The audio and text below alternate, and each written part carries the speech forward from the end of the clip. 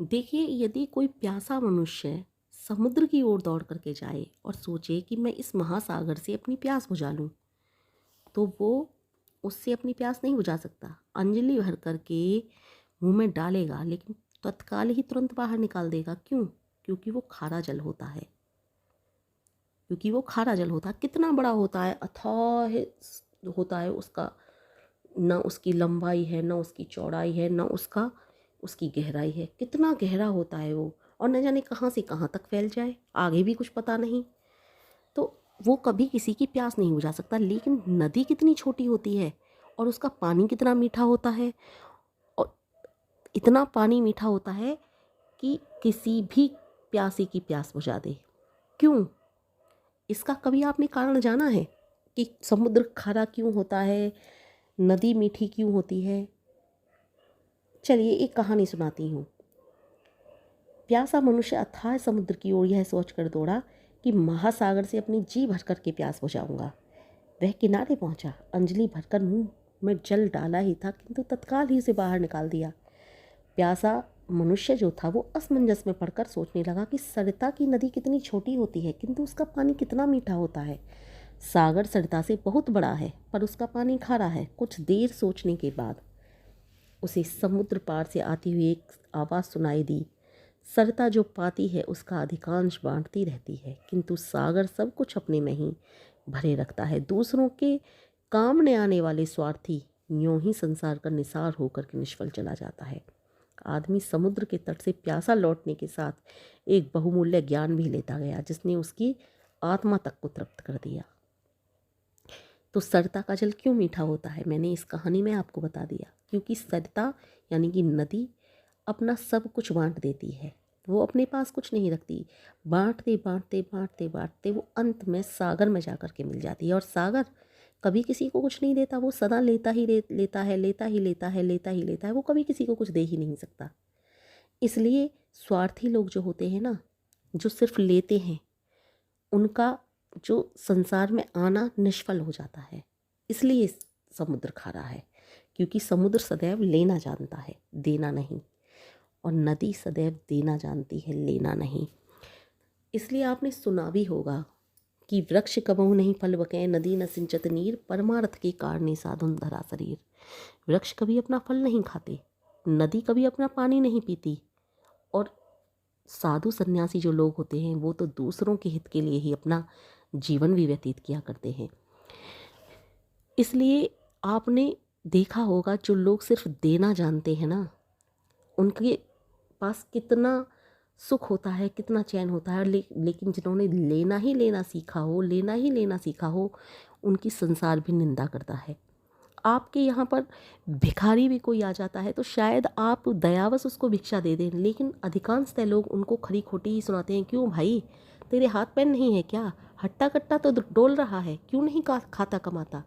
ये होती है सिर्फ लेने ही वालों के साथ दूसरे मनुष्यों की सोच। लेकिन देने वालों की सोच, उनका सब आदर करते हैं, सम्मान करते हैं। याद रखिए, देने वाला हमेशा राजा होता है और लेने वाला हमेशा भिखारी।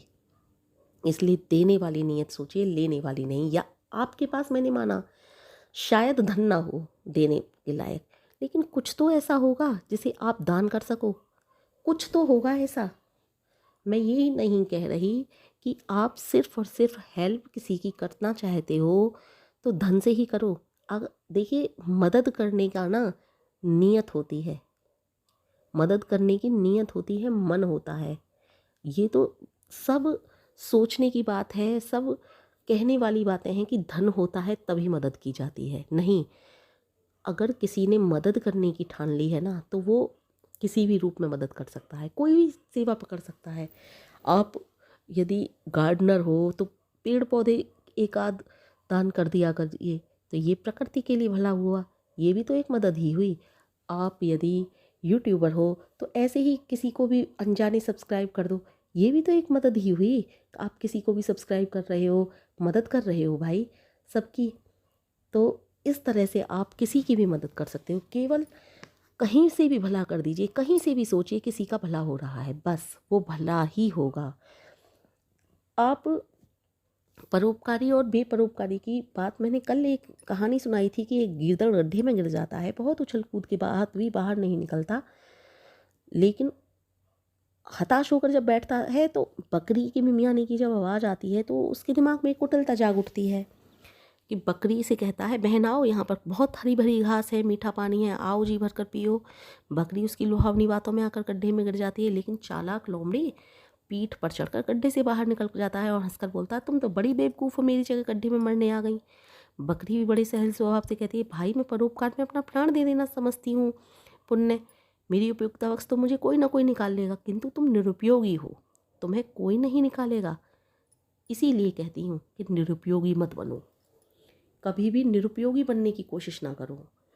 आप ऐसा बनो कि आपकी उपयोगिता सामने वालों को भी दिखाई दे कि हाँ, व्यक्ति उपयोगी है।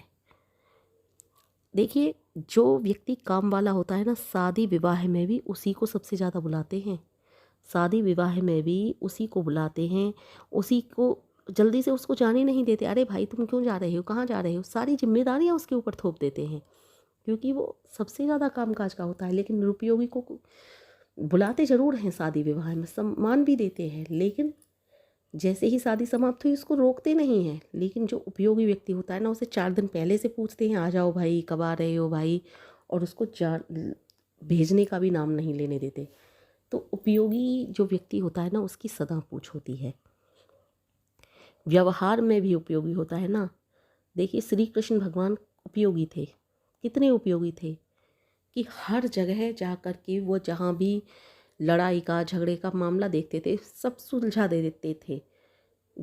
यहाँ भी दुर्योधन ने जब कहा था मैं उनको पांडवों को राज्य नहीं दूंगा, तो लास्ट में शांति दूत बनकर श्री कृष्ण भगवान ही गए, क्योंकि उनकी बात को कोई जल्दी से टालता नहीं था। एक दुर्योधन ही ऐसा मूढ़ बुद्धि था जिसने श्री कृष्ण भगवान की बात तक को टाल दिया, और अंत में युद्ध हुआ और परिणाम दुर्योधन का लिए घातक सिद्ध हुआ। तो उपयोगी व्यक्ति जो होते हैं ना, उनकी सदैव उपयोगिता रहती है। श्री कृष्ण भगवान चाहते तो एक दिन में महाभारत का युद्ध समाप्त कर सकते थे, लेकिन उन्होंने इसलिए महाभारत का युद्ध एक दिन में समाप्त नहीं किया, वो दिखाना चाहते थे कि हे दुर्योधन, तुम कितने बड़े दुर्बुद्धि हो, कितने बड़े नीच हो कि तुम्हारा कोई कुछ नहीं कर सकता। अब तो तुम्हारा विनाश तय है। उन्होंने धर्म की स्थापना के लिए युद्ध होने दिया। सदैव उनकी सब बात मानते थे, एक दुर्योधन ने ही बात नहीं मानी, उनकी विनाश हो गया। क्योंकि दुर्योधन भी तो सारा राज्य हड़पना चाहता था, उसकी भी तो देने वाली नीयत नहीं थी, उसकी भी तो सब कुछ लेने वाली नीयत थी। कहा भी था उसने कि मैं तो पांडवों को एक सुई की नोक की बराबर भी ज़मीन नहीं दूंगा। जब श्री कृष्ण भगवान ने कहा था तुम 5 गांव दे दो, ठीक है, आधा राज्य मत दो, पांडव उसी में संतुष्ट हो जाएंगे, तब कहा था मैं सुई की नोक की बराबर भी ज़मीन नहीं दूंगा। इतना ज़्यादा लेने वाली नीयत उसकी, सब कुछ लेना चाहता था, सब कुछ अपने अंदर समेटना चाहता था। अंत क्या हुआ, कुछ भी उसके पल्ले नहीं रहा, कुछ भी उसे नहीं मिला, सब कुछ ध्वस्त हो गया, नष्ट हो गया।